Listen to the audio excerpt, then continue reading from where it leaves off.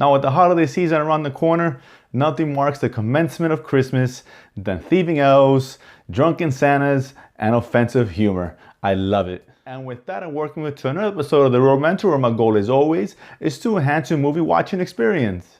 So Bad Santa 2, about 13 years ago, was released, so it's been a long time. Historically speaking, sequels that come out, especially with so much time between, Journey don't do well. Zoolander 2 and Dumb and Dumber were examples of that. Now I'm a huge fan of the original Bad Santa. It's one of my favorite Christmas movies. And this one, I gotta say, like I said, I was really looking forward to it, and ended up kind of being disappointed, unfortunately.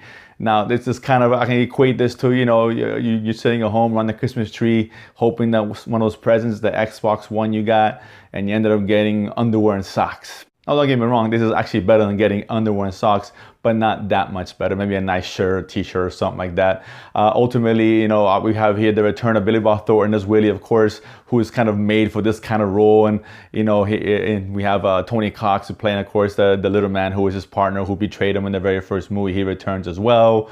We have a young kid, Thurman Merman, I guess his name, who used to look like this. And now he looks like this. Pretty much the same, but taller, I guess. And here we are, you got, 13 years later, Willie, he's still the same self-loathing, drunk, suicidal individual. It's kind of lost. And I guess Tony Cox's character, of course, his partner, reaches out to him. He's out on early release from prison, and he hires him to do a job of which we find out that his mother actually got all of them together. That's right, Willie's mother, played by Kathy Bates. And she's a model of parenting, and you can get an idea of how Willie became the way he is and all that. And they try to obviously set up another score. It's about a couple of $2 million score that they're trying to get, the one last job and all that. So that's how it all comes together. Much like the first movie, this is filled with, of course, the banter back and forth, the offensive humor, obviously very crude and all that, very sexual. And that's kind of the good stuff that I remember seeing in the very first movie. I'm not sure it really works this time around. And it's kind of a mixed bag, because the first half of this movie is actually pretty good. Now, it's actually, there were some laughs here and there, particularly when Cox and Billy Bob Thornton get together, and they had the witty back and forth banter, insulting each other, and it really works really well. Kathy Bates, she was kind of all over the place. I wasn't sure if I really liked her or not. But ultimately, it's just not enough laughs at the end of the day. A comedy, like I said, always just needs to be funny to be good. And this was okay, but it's a lot of flat moments, particularly the second half of the movie.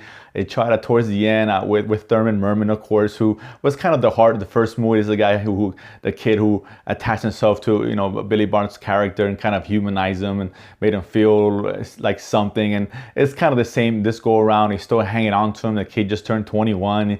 And when Billy Bob goes to Chicago obviously for the job he's got to do, the kid kind of follows him out there and all that. So in the case, the same. He reminds me of Forrest Gump. He's kind of silly and dumb, but very innocent. But ultimately, and they're trying to introduce some heart factor in there with him. It kind of felt flat. I mean, like I said, although I had a couple of big laughs, for the most part, it's very far and few in between. And that's the big disappointment. Very unimaginative.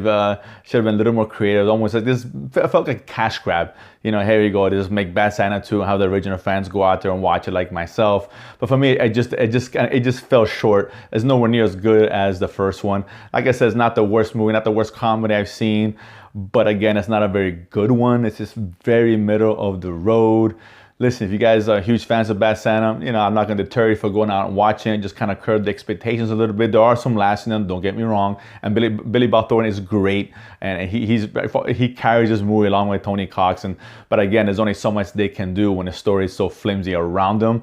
Ultimately, I'm not going to recommend this movie unless you're a really big fan of the original Bad Santa. This is one you can catch on video, whenever the case is, Netflix and chill down the road. So do you guys also like Bad Santa? You're going to go watch it. If you saw it, what do you guys think about it? Let me know. Comment as always. And of course, don't forget to subscribe below and feed my need to go to the movies and talk about it afterwards. See you guys next time.